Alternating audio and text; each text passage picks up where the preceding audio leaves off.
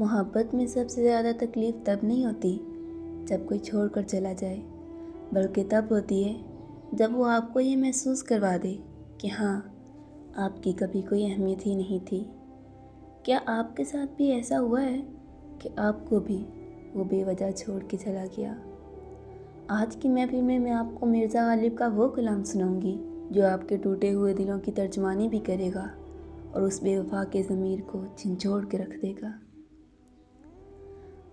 गालिब ने आज से परसों पहले वो बात कह दी थी जो आज आपके दिल की आवाज़ है। जब इंसान किसी से बेपनाह वफा की उम्मीद रखता है ना, और बदले में उसे सिर्फ दर्द मिलता है, तो गालिब पुकार उठते हैं, हमको उनसे वफा की है उम्मीद जो नहीं जानते वफा क्या है। सोचिए, आप किससे वफा मांग रहे थे? उससे जिसे वफा की अलिफ बे भी नहीं पता थी। आपका दुख जायज़ है, लेकिन आपकी खामोशी उस बेवफा के लिए सबसे बड़ी सज़ा है।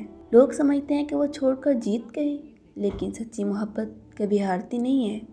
एक वक्त आता है जब वो बेवफा अपनी तन्हाई में आपकी कमी महसूस करता है। गालिब कहते हैं ना कि हज़ारों ख्वाहिशें ऐसी कि हर ख्वाहिश पे दम निकले।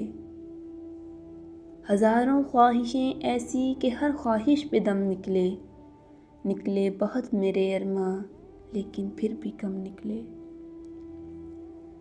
जब उसे अपनी गलती का एहसास होगा, जब वो देखेगा कि आपके जैसा मुखलिस इंसान उसे दोबारा कभी नहीं मिला, तब उसके दिल से एक आह निकलेगी। वही आह उसका पछतावा होगी। मेरे प्यारे दोस्तों, आपके कमेंट्स पढ़कर दिल भर आता है जहाँ आप लिखते हैं ना कि आप अपनों के हाथे टूटे हैं। याद रखिए, अल्लाह टूटे हुए दिलों में बसता है। गालिब ने क्या खूब कहा था, ना था कुछ तो खुदा था, कुछ ना होता तो खुदा होता, डुबोया मुझको होने ने, ना होता मैं तो क्या होता।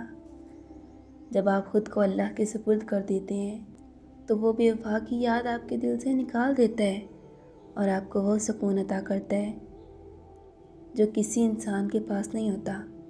अगर आज की इन बातों ने आपके दिल को छुआ है तो कमेंट में या अल्लाह सब्र दे ज़रूर लिखिएगा। अपनी कहानी मुझसे शेयर ज़रूर करें। मैं आपके हर कमेंट को पढ़ती हूँ। याद रखिए, आप अकेले नहीं हैं, मैं आपके साथ हूँ। अगली वीडियो तक अपना बहुत ख्याल रखिएगा। अल्लाह हाफ़िज़।